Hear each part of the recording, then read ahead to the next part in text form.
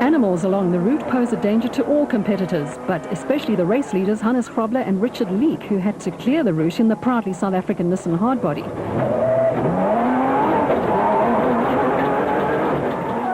They were now 5.5 minutes ahead of Woolridge and Scholthammer, who had picked up a puncture on the Team Ford Racing Ranger.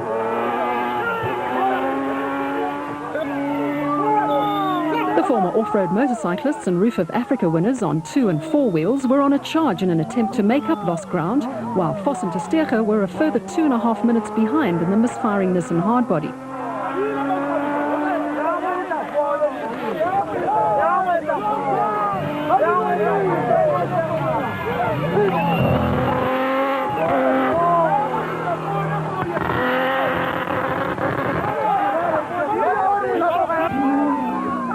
Much to the delight of the fans, Mchekaneni and Carolyn were only 40 seconds behind special vehicle leaders Corbett and Moore, with Mark Cronje and Chris Birkin in the Castrol Toyota Hilux opening up an 8.5 minute gap on the rest of the Class D field.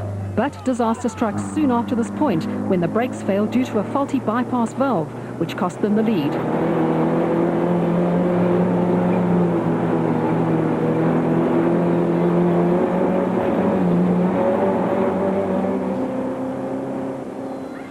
The 2003 Toyota 1000 winners, where Smith and Minute had moved from 13th on the road to 7th and were now 3rd overall in the special vehicle category, but could have done without this wrong slot.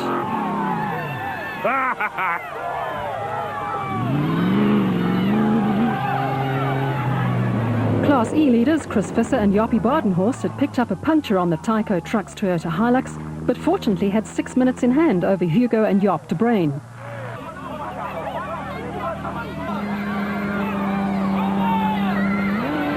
Team Ford Racing's Schroeder and Peckham were unaware of Cronje's misfortune and were now the Class D leaders as they headed for the designated service point, with Hein Grobler and Gerrit Prinsloo only 36 seconds behind in the GBS Racing Nissan. Visser and Badenhorst would have to get a move on if they wanted to retain their Class E lead and not lose any more positions to the likes of Cox and Pitchford and Gibson and Brown in the Presidium batch.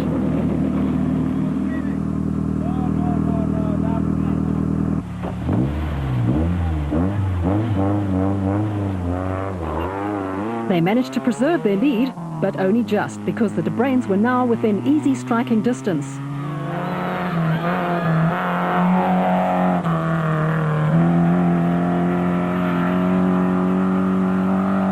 Marsh and Whitehouse were 5th overall in the special vehicle category and 22 minutes behind the leaders.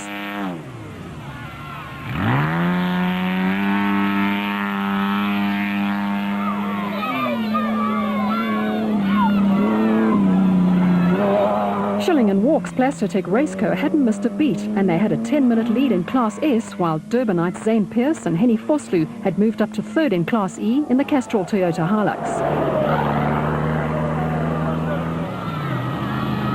Harper and Chalupsky had been slowed by punches on the BAT Racing entry, while husband and wife Niels and Zelda van der Walt were playing a waiting game in the Class E Nissan hardbody.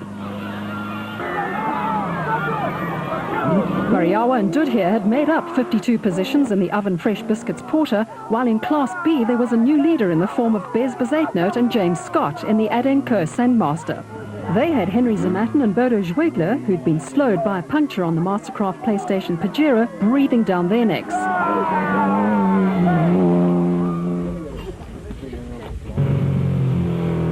Grobler and Leek made a brief pit stop. They had had a clean run and technicians busied themselves refueling the proudly South African Nissan hardbody, while driver and co-driver took a short but well-earned break before tackling the all-new route back to Gaborone.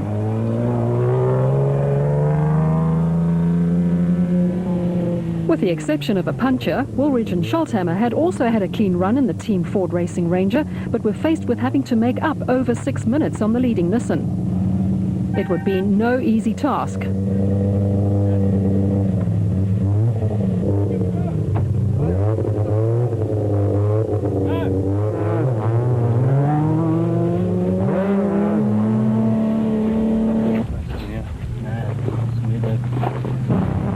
Vos and Tersteegen elected to pass straight through. Just don't know. We thought we'd found it last night. It was perfect testing the car, but obviously it wasn't. It was something when it gets hot is failing. We'll have to hopefully Duncan can make it and we'll go, but it's running very poorly at the moment. The battle in the special vehicle category was a closely fought affair, with Mokgekganeni and Carolyn only seconds behind the leaders Corbett and Moore.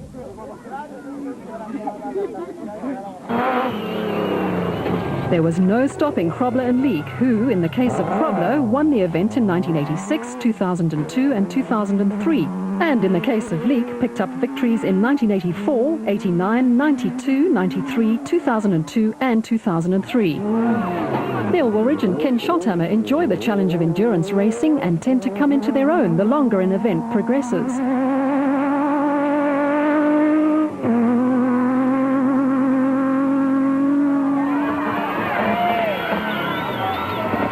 Retirement was imminent for Duncan Foss and Henny Testerka, and the Nissan Challenge in Class T would be watered down to one vehicle.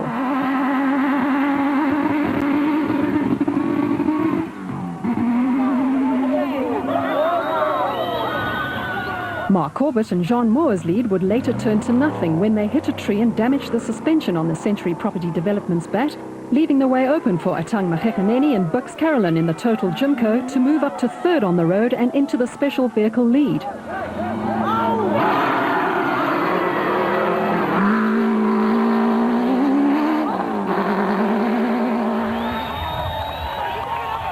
Class D leaders Schroeder and Peckham hit a tree, which damaged an oil cooler on the Team Ford Racing Ranger. Cox and Pitchford, who was suffering from motion sickness, took full advantage of their misfortune and grabbed the Class D lead, with Cronje and Birkin in hot pursuit in the Castrol Toyota Hilux.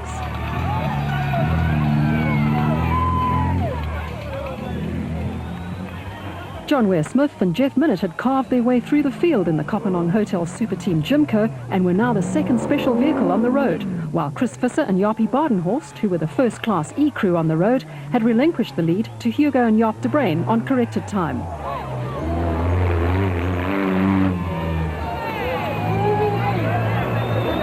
Pearson Vosloo's Castrol Toyota Hilux looked a little worse for wear after some close encounters with bushes and trees, but were nevertheless very much in contention for the Class E lead, held by the hard-charging de Bruins.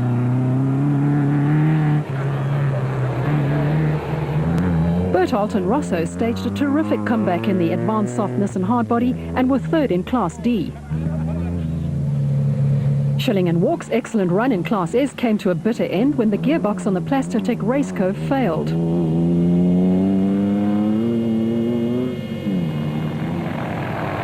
Mohammed Noble and Richard Hope assumed the Class S lead in the Abe's Furniture Raceco, with Arnold Pistorius and Theo Grobler in the Raceco now in contention for a podium position in Class B.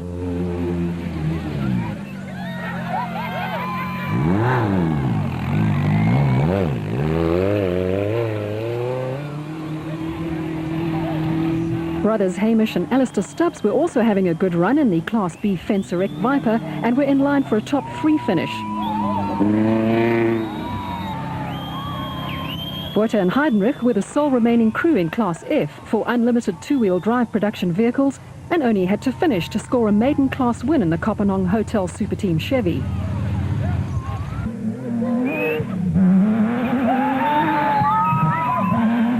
Krobler and Leek were now on the home stretch and had extended their lead over Woolridge and Scholthammer to just over 6 minutes in a race that was proving to be extremely harsh on man and machine.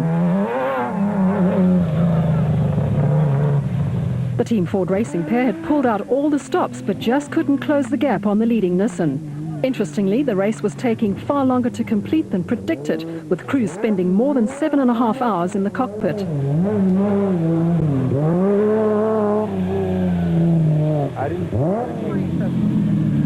Atang Mokgekganeni and Bux Carolyn's race was going according to schedule. The new partnership hadn't picked up any punctures or mechanical problems on the Total Jimco and was virtually assured of the overnight lead.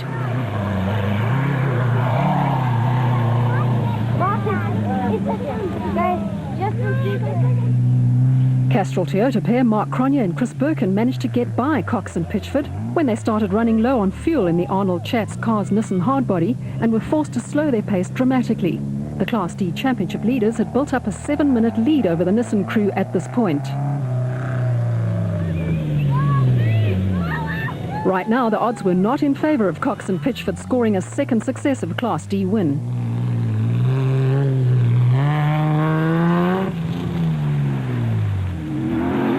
Where Smith and Minute were second in the special vehicle category, but their race would soon come to an end when the Kopanong Hotel Super Team Jimco ran out of fuel. Despite assistance from other competitors, they ended up being time barred.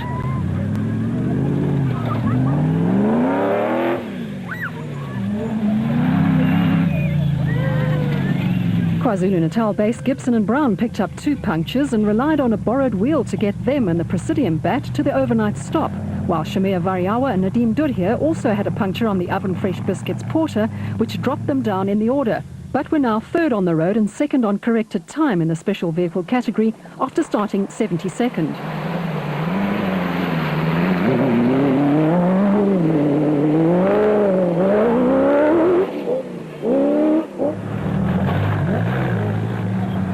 There was an almighty battle raging in Class E with Vryburg businessmen Hugo and Jock de Bruin, who have won the class on their last 2 outings in the Castrol Toyota Hilux 2.7i, just managing to keep Zane Pearce and Henny Vosloo in the Castrol Toyota Hilux KZTE, raced by Kasi Kutsia and Oki Furi last year, at bay.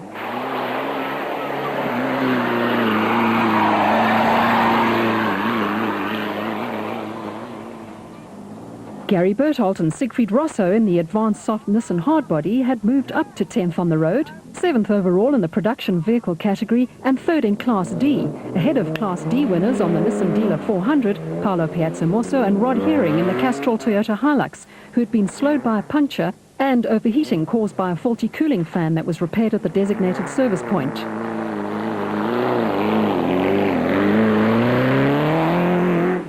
Consistency had paid off for Nielsen Zelda van der Walt in the Nissan hardbody, who are now 3rd in Class E and 2 minutes ahead of JP Augustin and Johan Dubel in the Class D GBS Racing Nissan hardbody, who are in turn almost 3 minutes ahead of Zamatin and Schwegler in the Mastercraft PlayStation Pajero, which was performing far better than in recent months.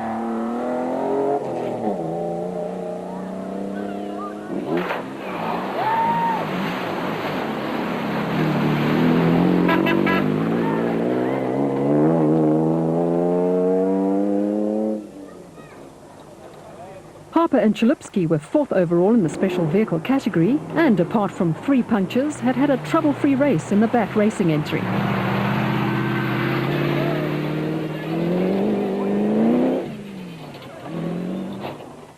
Arnold Duplessis and George Baker's only problem on the BB Auto Nissan hardbody was a puncture 50 kilometres from the finish. The odds of them making up the 45-minute deficit on Class D leaders Cronje and Birkin were rather slim. Mohammed Noble and Richard Hope were the only survivors in Class S and only had to finish Day 2 to share the championship lead with reigning Class S drivers champion Nick Gosler and Warren Bowie. Marcus Taylor and Mark Deschelaine dropped down to 6th in Class B when a condenser failed, but worked their way back up into the lead with 20 kilometres to go.